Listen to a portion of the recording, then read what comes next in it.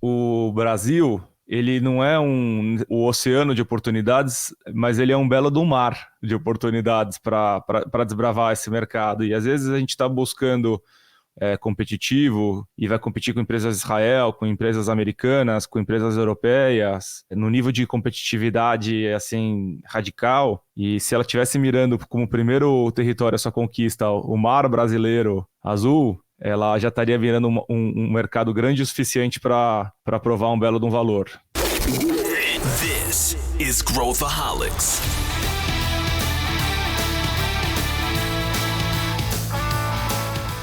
Olá, aqui é Pedro Van Gertner, CEO da Ace Ventures, e esse é o Growthaholics, o podcast para quem adora inovação e empreendedorismo. Se você acompanha o nosso conteúdo, avalie o Growthaholics com 5 estrelas pela plataforma de podcast que você utiliza. Isso ajuda mais pessoas a encontrarem o nosso conteúdo. No nosso novo episódio, vamos trazer um ponto de vista sobre um assunto muito analisado, mas ainda cheio de perspectivas para debate: inteligência artificial. Eu sei que você adora quando a gente fala sobre esse tema. No caso de hoje, a gente vai falar sobre o cenário das empresas de AI no Brasil, o que é preciso para criar e desenvolver negócios para o nosso ecossistema. As startups brasileiras enfrentam desafios únicos e também encontram oportunidades muito interessantes aqui no contexto nacional. E antes da gente entrar nessa conversa, eu quero compartilhar uma dica com você. Se você está em busca de investimento ou quer discutir como que está o mercado de Venture Capital, você precisa conferir o nosso novo reporte, o VC Master Guide 2024. Esse material autoral da Ace Ventures traz um panorama completo do mercado de Venture Capital, com insights dos principais fundos do Brasil sobre o que buscam em founders, tendências e muito mais. O link para baixar está na descrição desse episódio. Voltando para o episódio de hoje, eu trago para explorar essas questões de AI no Brasil 2 grandes especialistas, o Rodrigo Elser, um dos fundadores da Stiling e também uma das maiores referências em AI aplicada a negócios no Brasil, e Laura Constantini, que é uma investidora VC aí de longa data e fundadora do Nido VC, com mais de 20 anos de experiência aqui no nosso mercado. Esse é um episódio cheio de informações exclusivas e uma visão de quem vive o mercado na prática para te ajudar a entender os desafios e as oportunidades de empreender com AI no Brasil. Está imperdível, gente. Fica com a gente, pega um bloquinho e anota, porque tem muitas dicas legais. Estou aqui com 2 amigos aí de longa data aí do ecossistema, que a gente se cruza aí há bastante tempo e então nós temos perspectivas interessantes aqui para compartilhar sobre esse tema. Eu queria dar boas-vindas, inaugurando aqui também a participação do Growthaholics, a Laura, né, que foi co-founder da Astela, né, hoje está seguindo um projeto dela que a gente já vai falar, Nido VC. Eu queria dar boas-vindas a Laura Constantini. Obrigadíssima, Pedro. Um prazer enorme estar aqui com vocês, grandes amigos, Rodrigo também, conversas ótimas. Então, é o que a gente estava falando em off, vamos nos divertir. Boa!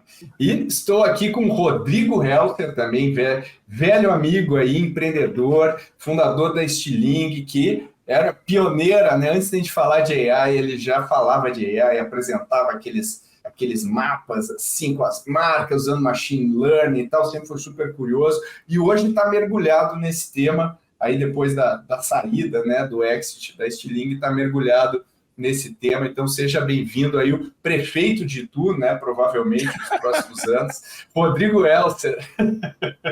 Obrigado, gente. Bom dia, boa noite, boa tarde para quem está nos escutando e obrigado pelo convite, Pedro. Laura, uma delícia estar com você aqui. Igualmente. E, bom, para a gente abrir, Laura, conta as novidades, o que você está aprontando, o que é a Nido, o que você está fazendo neste mundo dos investimentos, inovação e startups, o que você anda fazendo? Conta para a gente. Bora lá. Deixa eu contar para vocês qual foi as descobertas que eu fui fazendo depois de sair da Astela. Pedro, eu voltei a fazer Customer Discovery, que é entender, já numa posição de isenta, é entender o que traria mais recursos para Venture Capital no Brasil, e aí a gente está num momento, né, de escassez de liquidez, e dentro daquela perspectiva de que o capital estrangeiro ele é volátil, como é que a gente poderia trazer a perspectiva de ter algo perene no Brasil com investidores nacionais? E aí, o que eu fui vendo é que se a gente não envolver as famílias de volta, né, para Venture Capital, a gente vai ter dificuldade, porque ao contrário da matriz de investimento nos Estados Unidos, por exemplo, que tem endowments e tem pension funds, e os próprios CVCs muito ativos no ecossistema, aqui no Brasil essa realidade não é igual, não é assim.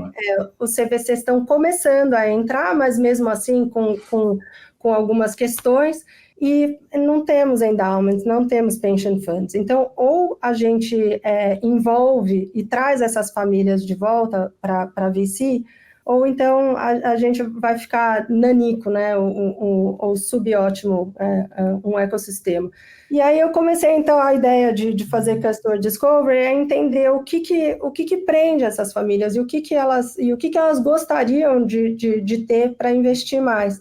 E foi aí que foram, né, que eu fui descobrindo um monte de questões que tem muito mais a ver com comunicação, com acessibilidade do que acontece, com a questão toda de inspiração, do que com a dinâmica da classe de ativos em si. Então, a Nido hoje é um balão de ensaio, é uma tentativa de criar uma forma de comunicação mais acessível e que vai desembocar numa proposta de investimento para as famílias. É essa a ideia. Nossa, Laura, onde é que eu assino? Comprei 100%. Quem vive nesse mercado sabe essa problemática aí. E, pô, que bom que tem alguém como você olhando isso. A gente vai dar todo o palco que você quiser e precisar para essa causa. E a gente vai falar aqui, né? Outro dia eu bati um papo com o Rodrigo, a gente estava conversando e falando sobre startups de AI, e aí o Rodrigo, pô, vem o cara falar que é startup de AI, mas é só um AI rapper lá com um GPTzinho plugado ali, não é AI de verdade. A gente estava discutindo, pô, a gente vai ter startup de AI no Brasil, não vai? E aí o Rodrigo começou a me dar uma aula sobre as camadas e não sei o que, bem cara do Rodrigo mesmo. Eu vou pedir para ele dar essa mesma aula aqui, mas e aí, só para dar introdução, eu estava vendo um artigo e ele estava mostrando assim, cara, clouds, né? Quando a gente pensou em SaaS, né? A gente colocou o cloud e aí todo mundo fala de cloud, e era um negócio super, pô, AWS, tinha data centers, e aí tinha uma outra camada em cima, que é a camada das aplicações, e no final do dia os caras deram um zoom out, assim, viram, pô, quantos IPOs foram feitos em cima disso, tá? Eles viram que o valor gerado em cima é desproporcionalmente gerado, né, na base ali, na plataforma. E o que me leva a olhar para esse mercado e falar, pô, a gente só está na ponta do iceberg aqui e está empinando todo um ecossistema novo em cima disso, né? Mas não é a maneira, né, digamos assim, a maneira que o pessoal tem olhado, né, não é a maneira que a gente tem olhado aqui, tudo dando esses dois passinhos para trás. Então, Rodrigo, dá aquela tua aula ali do o que é AI, quais são as camadas aqui e a tua visão sobre isso. A Laura já pula nessa conversa aqui, a gente começa a aquecer os motores. Bom, a gente estava conversando sobre o mercado de investimento em AI, né? Inclusive essa discussão, essas camadas, elas são frutos de uma conversa que eu tive junto com a Laura, inclusive. A gente publicou um artigo juntos na Startups, né? Sobre uma visão das arenas de AI na visão de investidores. Estará nas anotações desse episódio, para quem quiser ler. Show. Legal. E é interessante o porquê dessa visão, porque muitas vezes a gente está discutindo, eu já vou trazer, né, essa sugestão de estrutura, mas a gente muitas vezes está discutindo algo sobre AI e ele não está bem localizado. Então vamos pegar, por exemplo, a discussão sobre bolha, né? O pessoal fala, estamos numa bolha ou não estamos numa bolha de AI, né? Se a gente estiver olhando na perspectiva dos fornecedores de GPU, né, dos fornecedores de infraestrutura, o volume de investimento que foi feito na NVIDIA, né? Ou se a gente estiver olhando, inclusive, na criação dos modelos, os Large Language Models, o dinheiro foi captado. É uma coisa, discutir essa arena. Mas isso não tem nada a ver com o mercado de aplicações, como você, inclusive, acabou de trazer, né, Pedro? Que está longe de ter ainda um investimento massivo de capital nessa vertente. Então, é legal a gente se situar, né? E AI, como eu sempre brinquei, ela é que nem medicina, né? Você é médico, mas aí vem uma segunda pergunta depois, né? Você é médico do quê? Né? Você é cardiologista, você é otorrino, né? Você é endócrino. Então, AI é um pouco assim, né? Tem vários jeitos de a gente dividir esse mundão de AI. Na visão de arenas competitivas, né? Dá para entender que a gente tem vamos imaginar uma imagem, um Y de ponta cabeça. O Y só que com as duas pontinhas do Y encostadas na base, né? Então, nessas pontinhas você tem duas matérias-primas para nascer esse mercadão de AI. Você tem uma matéria-prima que é toda a parte de hardware, lê-se principalmente GPUs, as placas de processamento de AI, onde a NVIDIA lidera, e aí você tem a Grok, e você tem outras aí entrando nessa disputa pelas margens e por um mercado aí altamente aquecido, e onde provavelmente a gente não vai ver o Brasil nessa competição, não me parece ser o lugar onde a gente vai concorrer, mas só de hardware, esses modelos eles não nascem, você tem uma outra base desse Y de ponta cabeça que são os dados, né? E eu preciso de dados, e é muito, muito, muito dado. A gente pode entender que do que tinha de dado público no mundo, praticamente tudo já foi crawleado, engolido, mastigado por esses modelos. Existem algumas perguntas importantes na mesa de quais são os novos dados que vão fazer diferenças significativas nesses modelos. E quando a gente fala de dados estão totalmente ligados também à cultura, ao idioma, a regras de negócio de uma determinada região. E pode ser que aqui no Brasil a gente veja empresas interessantes nascendo em AI, não necessariamente pelo todo stack de AI, mas pela qualidade e a posse de dados muito estratégicos que elas possuem. A gente pode falar mais disso. E a gente fecha essa segunda fonte, né, de negócio. E aí, para isso, o dado e o hardware, eles interseccionam no coração desse Y, que são os modelos de linguagem, onde a gente vê a OpenAI aí no pioneira, né, entra a Anthropic, entram os open source, como o Llama, como a Mistral, e por aí vai. E onde existe, acho, uma discussão importante em termos de arena competitiva no Brasil, se a gente deveria ou não deveria entrar nessa disputa, né? Tem uma discussão aí de governo brasileiro querendo fazer um modelo soberano, existe a Sabiá, que é o pioneiro no Brasil em Large Language Models, com um trabalho super sério, mas é longe de ter o investimento que essas estrangeiras têm, e não me parece também, pelas informações que a gente tem até o momento, ser a arena competitiva onde o brasileiro vai jogar e vai se destacar. Agora, a partir daí, a brincadeira começa a ficar mais legal pro nosso mercado brazuca, e a gente começa a falar de outras duas camadas. Uma camada que é você pegar toda essa parafernália, dados, hardware e modelos, né, e criar ferramentas para desenvolver coisas em AI, criar plataformas, né, é onde a gente vai ter as tools para os desenvolvedores, as tools para os builders, para os makers, nesse ecossistema de AI. Então, o cliente aqui é quem constrói, não é ainda o consumidor final. E a gente tem, por exemplo, dessa semana uma notícia super interessante de dar orgulho no Brasil, da Crew AI, que levantou já 100 milhões de reais, com investidores interessantes, incluindo o Altman, para desenvolver uma plataforma de AI agents. Então, se eu quero construir hoje um sistema de múltiplos agentes, a Crew AI é uma das alternativas para mim colocar no meu stack, nas minhas pecinhas de Lego e construir uma solução, né? Aqui pode ser interessante, e a gente pode falar mais, tem brasileiros se destacando aqui nessa parte de plataformas de uma maneira curiosa. E por fim, a gente tem o mercado de aplicações, que é o que você comentou no começo, onde eu vou de fato resolver problemas B2B e problemas B2C, né?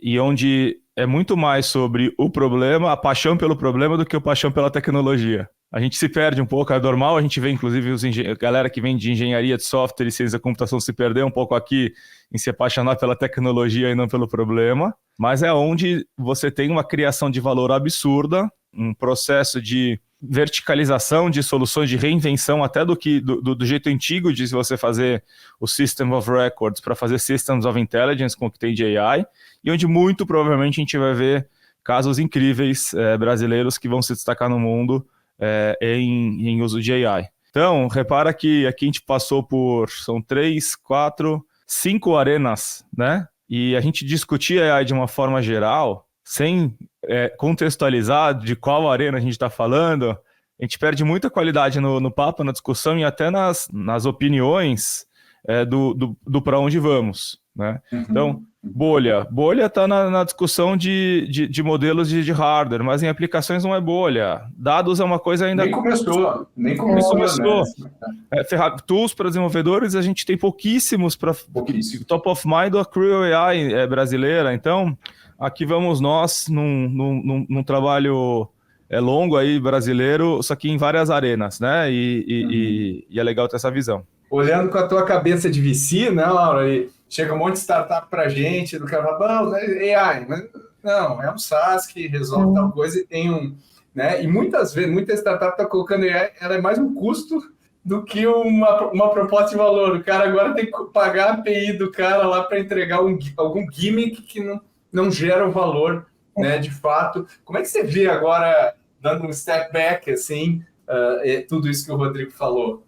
É difícil, porque tem muito ruído, né? Tudo isso que a gente está falando, o ruído de comunicação e de conceitos é muito grande. E o que é mais importante é que tem uma dinâmica de construção dessas ferramentas e de financiamento dessa construção toda, né? Que é muito distinta. Cada camada que o Rodrigo citou, ela tem uma dinâmica diferente de amadurecimento da tecnologia e do que isso representa em relação ao capital que está sendo colocado a serviço disso. Então, assim, uma das questões, né, que é muito importante a gente entender é que tudo que a gente está chamando aqui de AI native, que são aquelas plataformas que são construídas com processamento de uma enormidade, uma base de dados muito grandes, elas levam tempo para os algoritmos serem construídos e estarem afinados para o que a gente quer extrair de valor. E esse tempo precisa ser financiado, são cérebros lá pensando e refinando algoritmos, e isso custa caro. É um processo de R&D, né, Laura? Exatamente. E aí, por outro lado, a camada de aplicações, ela já entra em cima de uma plataforma pré-treinada. Então, o trabalho, né, o investimento em infraestrutura é relativamente menor. Então, ela tem uma dinâmica diferente. Só que hoje, porque tudo é muito, muito novo, as pessoas estão comparando coisas muito diferentes. E aí estão falando tem empreendedores que é mais eficiente do que outros. Eu falo, gente, não, mas o que ele construiu é absolutamente distinto do que o outro, entendeu? Então, e é isso que a gente vive. Imagina a frustração para o cara que construiu um negócio que é parrudo, grande, demorou um tempão para ter acesso à base de dados, para treinar os algoritmos sendo comparado com outro que não tem nada disso. E um adendo aqui, que também leva para um modelo de negócio completamente diferente, é que isso que eu trouxe é uma visão de software, principalmente, né? Como se desenvolver software nas arenas com DJI, mas você tem a parte de robótica. Opa! É dinamite, né? As duas áreas combinadas, né? A robótica, ela está tendo uma série de superpoderes destravados por essa nova onda de AI. Empresas muito interessantes brasileiras nascendo aqui. Lá em Goiânia tem uma empresa chamada Syncari em robótica, que faz robôs para transporte de primeira e última milha. Super, super interessante. E aí também há outro modelo de negócio, modelo de capital de giro para construir robô. também é outra coisa. Então não dá para a gente discutir tudo no mesmo saco, né? Precisa discutir em sacos separados. E até pegando o que a Laura falou no início da conversa, né? Estou pensando num ciclo aqui de investimento nesses caras, né? A gente está falando aqui que para a gente conseguir viabilizar os modelos, vamos lá, nas camadas, né, abaixo de aplicação, é caro, né? Exige investimento, e aí tu fala, pega a gente, vou investir em pré-seed nesse cara aqui, mas porra, quem que vai ser a próxima rodada? E aí eu pego um player, né, um player internacional que tradicionalmente faz série B, série C no Brasil. Esse cara vai estar olhando para o Vale do Silício, ele não vai estar olhando. Então eu falo, já dissuade no início o investimento, né? A escadinha que precisa, né? Então, e não é só caro. Tem um ponto que acho que é legal colocar, que é o seguinte: a gente pode fazer a comparação da criação desses modelos com a criação de um vinho. Eu vou fazer uma combinação de uvas, eu vou colocar num tonel e vou deixar 4 anos aquele negócio ganhando corpo para depois eu vou botar numa garrafa e as pessoas consumirem, né? Saber fazer essa combinação de qual é a quantidade certa que vai, o peso certo que você dá em cada tipo de uva para fazer aquele blend, né? É uma arte, e é uma arte que é fruto de um trabalho prévio de muita experiência.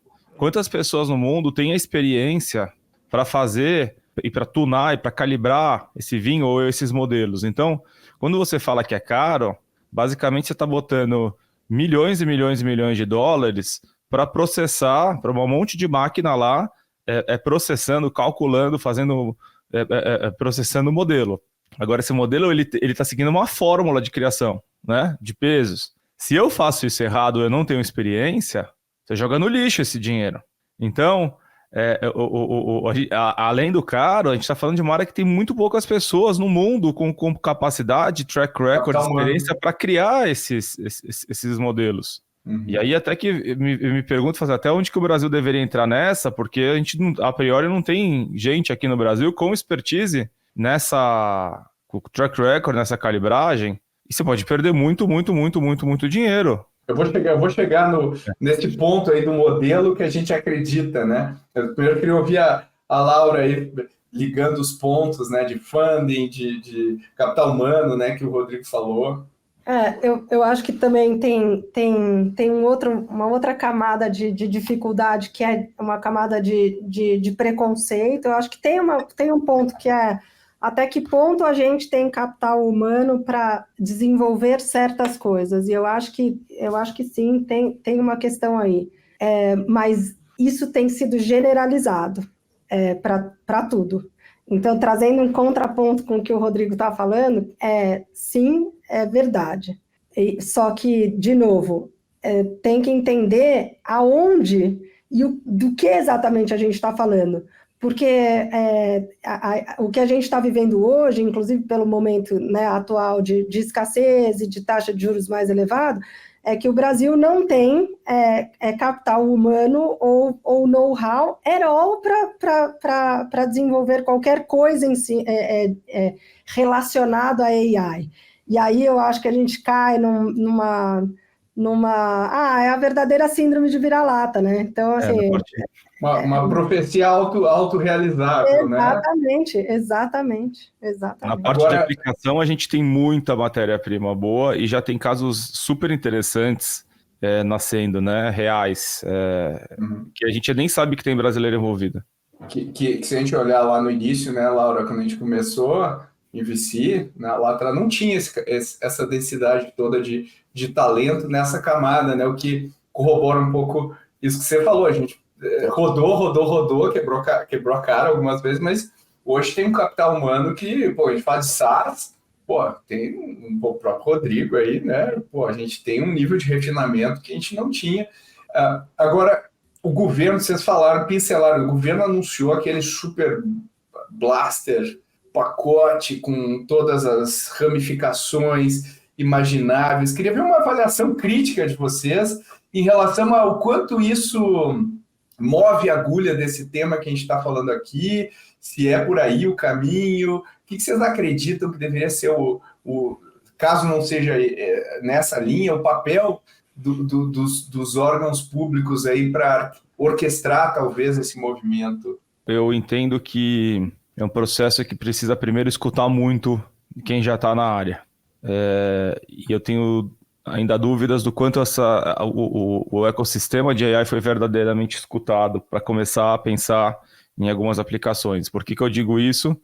Porque tem, por exemplo, polos acadêmicos de referência em AI que não participaram dessa discussão, tem empresários em AI que não participaram dessa discussão, e é uma discussão que foi lançada com um modelo marketeado como pioneiro e que já não era o pioneiro.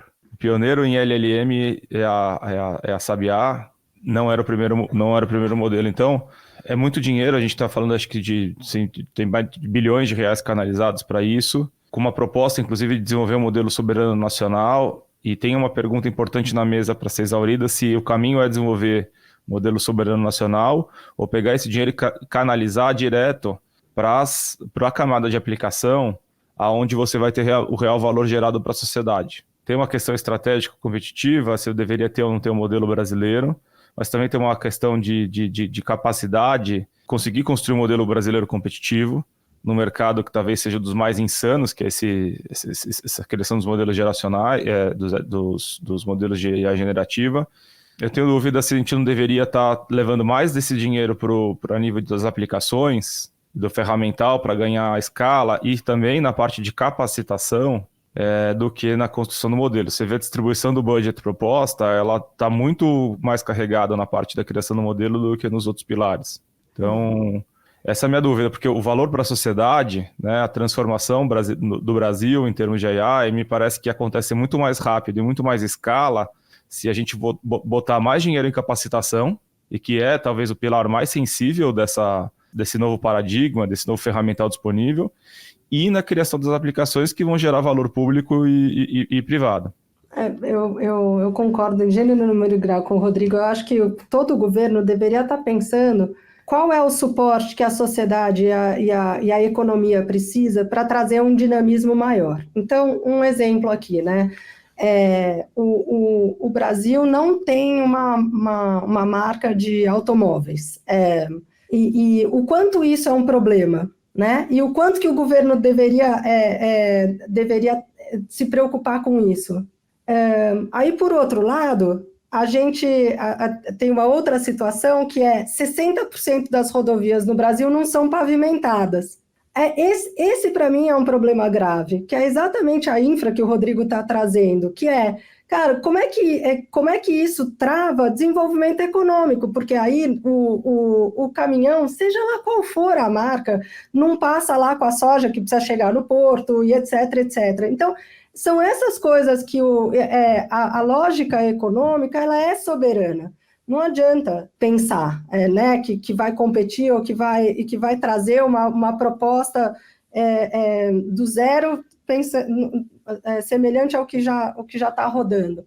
Agora, o governo pensar no que ele pode fazer para trazer dinamismo econômico e trazer uma percepção de risco menor para quem quer investir, para quem quer empreender, isso sim é muito importante. Tem, por exemplo, um trabalho incrível que é feito nessa área de fomento da Embrapi. Eu estou acompanhando um pouco mais de perto. O trabalho que a Embrapi faz em investimentos de tecnologia e software é magnífico. Ela faz com que você tenha um skin in the game, que você invista também no projeto, mas você investe 20%, 40% de um projeto de pesquisa, a Embrapi complementa com o restante, com 60%, 80%, e isso casado com um centro de pesquisa que não só está gerando propriedade intelectual, mas está formando talentos nessa frente de educação, né, e capacitação. Então, quanto de dinheiro que a gente está mandando mais para isso do que para a criação de um modelo brasileiro que vai querer se propor a ter mais qualidade e velocidade do que a OpenAI, a Anthropic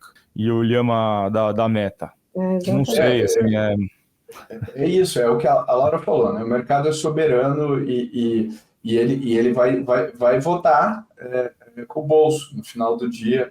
E assim, um projeto de país, né? Um projeto de nação pensando em tecnologia, né? Tem que, como vocês falam, tem que pesar muito em educação, tem que pesar muito, né, em criar as bases para que isso aconteça. Tentar artificialmente colocar isso, eu acho que vai frustrar, né, em relação de outcome.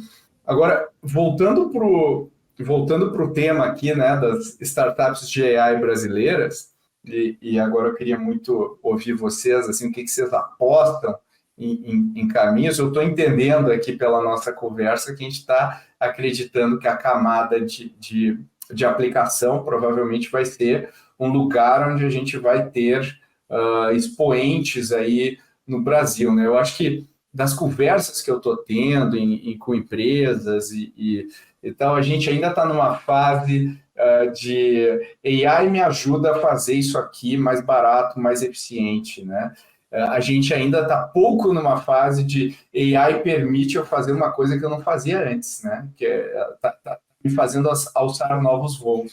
E aí, quando a gente está falando com as startups que estão pipocando e tem essa proposta, a gente fica encantado, né, com as possibilidades. Então, a minha pergunta para vocês, e colocando mais um elemento aqui, entendendo que a globalização, né, ou seja, AI, além de ser uma tecnologia que traz, enfim, várias coisas, ela é muito fácil de localizar alguma coisa. Não um algoritmo necessariamente, embora tenha, mas, assim, localizar uma aplicação, localizar customer service, ou seja, o nível de competição também, globalmente falando, para o cara entrar no Brasil vai ser mais simples e tudo mais. O que você aposta, Laura? O que você acha que vai se desenrolar em relação às perspectivas de investimento, aonde o talento vai se concentrar?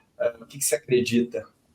Eu acho, Pedro, que essa pergunta é muito boa, porque sempre vem essa questão, né, que agora com AI acabou a história do empreendedor brasileiro, porque vai vir alguém aqui, vai fazer tudo mais rápido, mais fácil e tal. E eu acho ao contrário, eu acho que a gente vai começar a entender que o stack de tecnologia que a gente tem hoje é capaz de resolver problemas muito mais complexos. E isso. Imagina que o Brasil não tem problema complexo. Só que o que precisa? Precisa de pessoas que entendam a complexidade dos problemas. E eu acho que é aí que a gente vai começar a ver coisas extremamente interessantes sendo criadas aqui. A gente tem cadeias de valores muito complexas, muito complexas. E é isso que eu acho que a gente vai começar a ver e a presenciar. Eu acho. Ou seja, o que você está dizendo olhando para as diversas cadeias de valor, para a ineficiência que a gente tem em várias áreas, especificidades, né? O clichê já da jabuticaba aí, né? Mas vai explicar o consórcio para um gringo, vai explicar coisas que são complexas. Então, essa especificidade também vai ser uma força nossa de resolver esses problemas muito específicos. E, eventualmente, se é fácil para alguém entrar, também é fácil para a gente sair, né? Ou seja, não sei, Rodrigo, você vê soluções globais aí brasileiras, né, mais amplamente vendidas, ou você vê um contexto talvez mais para os nossos grandes problemas? Pegando, vamos dizer, as discussões que a gente tinha de Stiling, construindo um SaaS, vamos falar, partindo, né, de AI, ele partia de AI, mas ele não era, ele resolvia um problema em inteligência de negócios, de marketing, né, esse era o problema que a gente estava resolvendo. A gente falava que o Brasil, ele não é o oceano de oportunidades, mas ele é um belo do mar de oportunidades para desbravar esse mercado, e às vezes a gente está buscando a startup, ela está indo atrás de um oceano competitivo e vai competir com empresas de Israel, com empresas americanas, com empresas europeias, no nível de competitividade assim, radical. E se ela estivesse mirando como primeiro território a sua conquista o mar brasileiro azul, ela já estaria virando um mercado grande o suficiente para provar um belo de um valor. Então, eu acho que quando a gente encontra essas jabuticabas, né, quando a gente encontra essas complexidades no Brasil, ou quando a gente encontra um jeito de fazer do Brasil para o Brasil algo diferente do que um gringo faria, em termos de geração de valor com o uso dessa tecnologia, a gente já tem um mercado muito grande para poder escalar. Eu acho que não tem fórmula de bolo pronta, né? Mas a fórmula de bolo onde você primeiro domina o Brasil e faz um belo trabalho aqui, cria praticamente um monopólio de entrega de valor na tua vertical, e aí depois você pensa em como você vai para fora, ela é um caminho que dá certo. E que é diferente, por exemplo, de uma empresa israelense, que quando nasce, ela já tem que nascer olhando para o mundo, porque ela não tem mercado nacional. De forma geral, não vamos falar nem da parte militar e bélica, mas vamos falar da parte, né, de business de uma forma geral, não é onde você vai ter um mercado. Então ela já precisa nascer olhando para como eu vou entrar na Europa, como eu vou entrar nos Estados Unidos, e que também é uma fórmula que dá certo. Mas ela não tem o Brasil para atender. E quando a história de software no Brasil, se a gente for olhar, ela foi desenvolvida em cima de várias jabuticabas, né? Você pega o caso da DataSul da TOTUS, que resolveu problemas contábeis que a SAP não conseguia resolver, né? Você pega o caso da RD, ou toda a rede de agências, né, e criação de serviços, pega o caso da Stiling com o NLP em português para resumir o que estavam falando em redes sociais, e outros casos que olharam essas jabuticabas competitivas nacionais e fizeram negócios grandes. Então eu gosto do playbook, sou enviesado, do playbook do primeiro vamos dominar o território do Brasil para depois descobrir qual que é o próximo a nossa escolha. Não que essa seja a única fórmula. Agora, você tem casos, por exemplo, como uma Crew AI, que eu acabei de falar, ou uma Character AI, que foi comprada pela Google, que foi capitaneada por brasileiros e que tiveram esse outro percurso. Elas já estão nascendo com capital estrangeiro, já estão nascendo com um escritório lá fora, já estão nascendo com a base lá fora. Mas também, se for olhar a história desses empreendedores, na grande maioria são empreendedores que estavam estudando lá fora, que ocuparam posições de executivos lá fora e nasceram como brasileiros, vamos falar, estrangeiros. Enfim, eu gosto desse caminho do mar brasileiro, Pedro. Eu gosto. E como você falou, né? Se a gente olhar para outras categorias, né, de startups, essa é uma realidade que aconteceu mais ou menos assim, né? Porque a gente descobre um eixo competitivo importante, mercado grande, dá para inovar ali, dá para fazer, resolve uma cadeia de valor e depois vai ampliando para outros cenários, né? Agora, tem um elemento aqui, Laura, que eu queria te ouvir, o Rodrigo também, que no mundo inteiro está se discutindo, né? Não sei, aquela canetada, né, que o pessoal quer dar, eu acho que tem o elemento do desconhecimento também, que é tentar legislar, tentar regular, né, a AI, tentar criar guardrails para... E é uma tarefa hercúlea, né? Porque é um mercado se desenvolvendo, não dá para a gente dizer que não, isso aqui pode, isso aqui não pode... E tem digamos assim, essa discussão, né, aqui, como é que você vê, Laura? É viável, não é viável? O que dá para fazer nessa linha? Eu vejo essa discussão quase tão parecida quanto as questões climáticas. Ela é global, né, e é algo que não dá para criar soluções individuais e regionalizadas. A gente precisa ter uma visão de como que a informação está sendo usada por diversos grupos e interesses e o que isso representa globalmente para que a gente possa, de fato, atuar de uma forma que traga segurança para o indivíduo como sociedade e mantendo a capacidade criativa e de dinamismo das economias, porque senão vai acontecer o contrário do que a gente quer, restringir desenvolvimento de coisas bacanas, né, nos lugares, especificamente no Brasil, em função de uma regulamentação inadequada. Então, eu acho que a regulamentação ela é necessária, ela precisa acontecer justamente porque traz o que a gente está vivendo hoje, traz uma percepção de insegurança grande, mas ela tem que ser orquestrada, não dá para ser feita...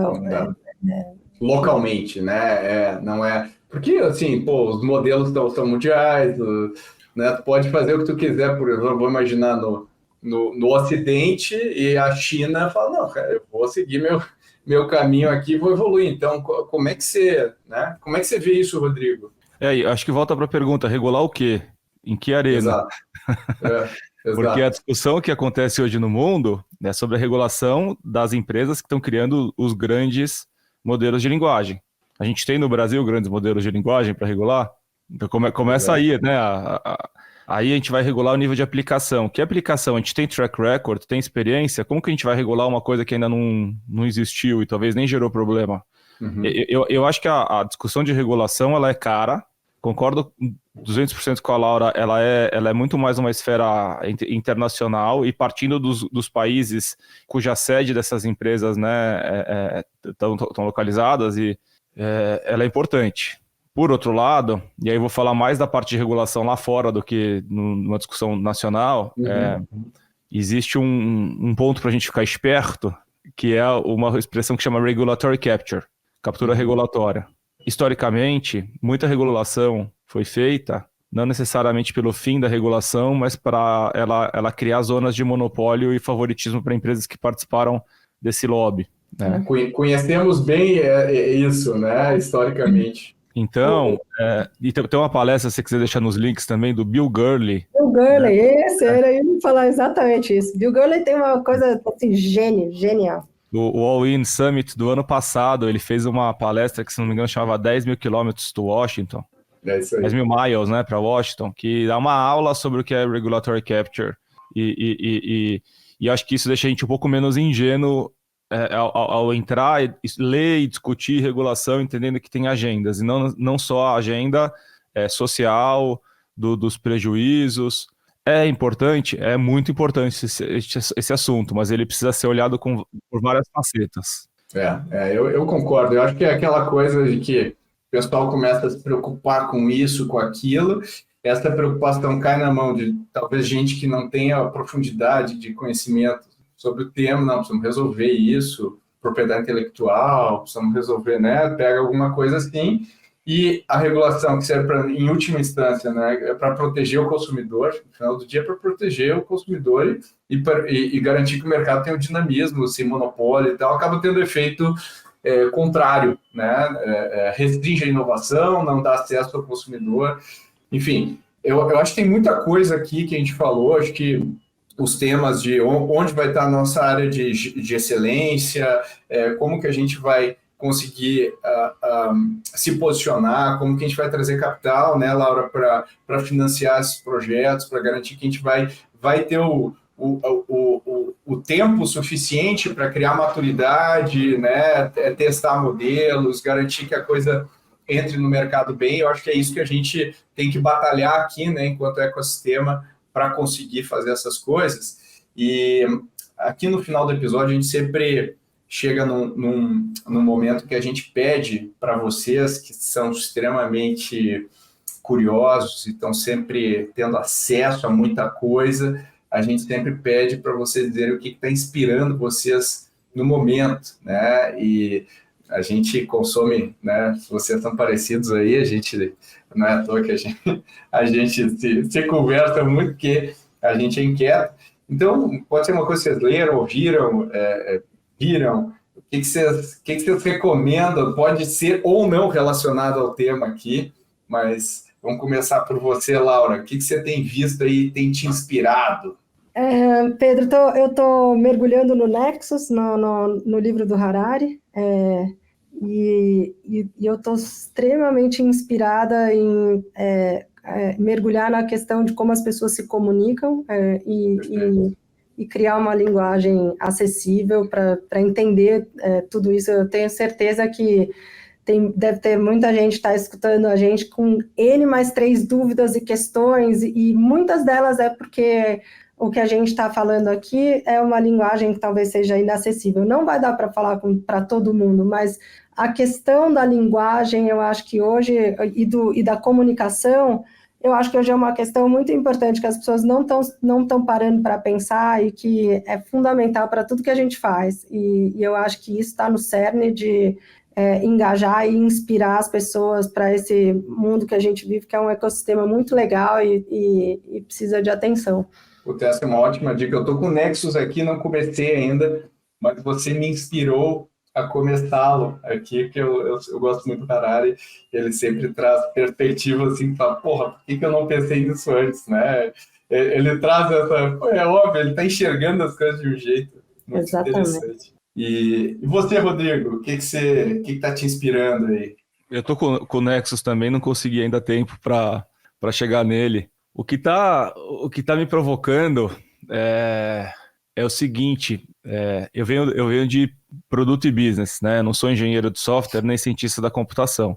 E a facilidade de você trabalhar e criar coisas com inteligência artificial, ela assim, tá muito mais fácil de você criar aplicações com essa nova tecnologia.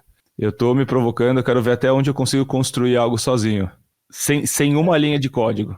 Então, eu tive algumas ideias, alguns protótipos, e eu estou pegando uma série de ferramentas no coding, conectando, que me lembra minha infância, quando eu brincava de Lego, que você vai conectando uma pecinha na outra, uma API na outra, com workflow. A ferramenta que eu estou usando chama make.com, aí fica de dica se alguém quiser brincar, junto com outras que você vai conectando.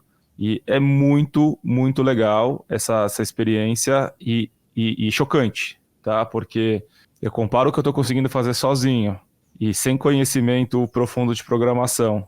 Conheço um pouco da lógica de programação, mas não, comparado com o que a gente fazia há 2, 3 anos na Stiling, isso assusta. Tá muito mais fácil você criar software. Muito mais barato e muito mais rápido. Fácil, barato e rápido. E isso eu estou querendo ter essa experiência porque eu tenho a tese e a hipótese de que existe uma área no mercado de SaaS, que é a área de Product e Product Marketing, e que no Brasil não é uma área ainda super, super desenvolvida comparada às outras, que vai ganhar muito, muito enfoque a partir do momento que a engenharia ela deixa de ser barreira para uma série de problemas que você quer resolver. Então, eu tô nessa brincadeira de montar Lego para ver quão fácil tá ou não tá montar esse Lego, e inclusive provocando os times que eu estou trabalhando para fazer o mesmo. O que eu posso dar de spoiler assim é que tá muito divertido e muito fácil. A ponto assim, a Laura, Pedro, que eu também sei que são pessoas que são de business, né, de investimento, de negócio, mas se vocês quiserem montar uma ferramenta, vocês podem acreditar que vocês conseguem fazer coisas que vocês não imaginariam que vocês conseguiriam fazer sozinhos. Eu acho que a gente... Já anotei aqui. É fantástico. Eu acho que a gente está entrando na era, né, Rodrigo, do Power Business User, né? Quer dizer, o que antes era o developer está indo com uma camada cada vez mais complexa. Sim. E esse espaço aqui está sendo ocupado para modelar, plugar. Eu acho que isso é um novo paradigma, assim, absurdo que a gente está vivendo de produtividade, geração de valor, assim, que me encanta também. Eu acho fantástico. E dito isso, senhores e senhoras, eu queria agradecer muito a participação de vocês dois. Eu anotei um monte aqui enquanto vocês falavam, aprendi horrores, sempre essas melhores conversas. Eu queria, Laura, don't be a stranger agora, volte aqui, a gente quer pegar os teus insights aqui no podcast. E aproveita e fala para o pessoal que se sensibilizou aí com a tua causa, como te achar e como se juntar aí à causa da Laura. Poxa, eu venho nesse balão de ensaio, né, adaptando linguagem e tentando falar um pouco mais do que acontece no nosso mundo para leigos. Não é for dummies, é para leigos só. Então, assim, é o nido.vc.com.br e o meu e-mail é laura@nidovc.com.br. Então, estou super aberta às conversas e adoro. Esse tipo de conversa que a gente teve aqui, para mim, é assim, ganhei o dia já. Muito bom. Idem, Laura. E conta com a gente aí, a gente estaremos apoiando aí o que você estiver fazendo. E Rodrigo Helster, o cara trouxe milhares de insights, dicas aqui. Esse vai ser, acho que, um dos episódios com a maior extensão de notes aqui os nossos ouvintes, o que é ótimo, eles adoram. Então, muito obrigado aí, Rodrigo. Se o pessoal também quiser te achar, te encontrar, tiver ideias de AI aí e afins, como é que faz? Bom, tem o meu LinkedIn, né, o Rodrigo Helser, e super aberto sempre a a compartilhar, a give back e a construir. Meu trabalho hoje tem sido muito em aconselhar as empresas em como entrar nesse mar de oportunidades de AI, no papel de conselheiro, e à disposição para trocar figurinha. Boa. Com isso, encerramos o episódio de hoje e agradeço muito aí os amigos. E aí, gostou desse episódio? Espero que você tenha tirado vários insights, assim como eu, e principalmente aplicações práticas para a gente fazer isso na nossa vida, no nosso contexto. Agora eu quero saber a sua opinião. Se você tem sugestões de convidados ou temas que gostaria de ver aqui no Growthaholics, acesse o link. A gente adora ouvir você e também interagir. Ou seja, você também pode entrar na nossa comunidade no WhatsApp, onde a gente discute AI, inovação e muito mais. O link também está na descrição do episódio. E por fim, não deixe de compartilhar sua opinião nas mídias sociais e marcar a gente, @AceVentures, e colocar o que você pensou e o que você aprendeu com esse episódio. Até a próxima!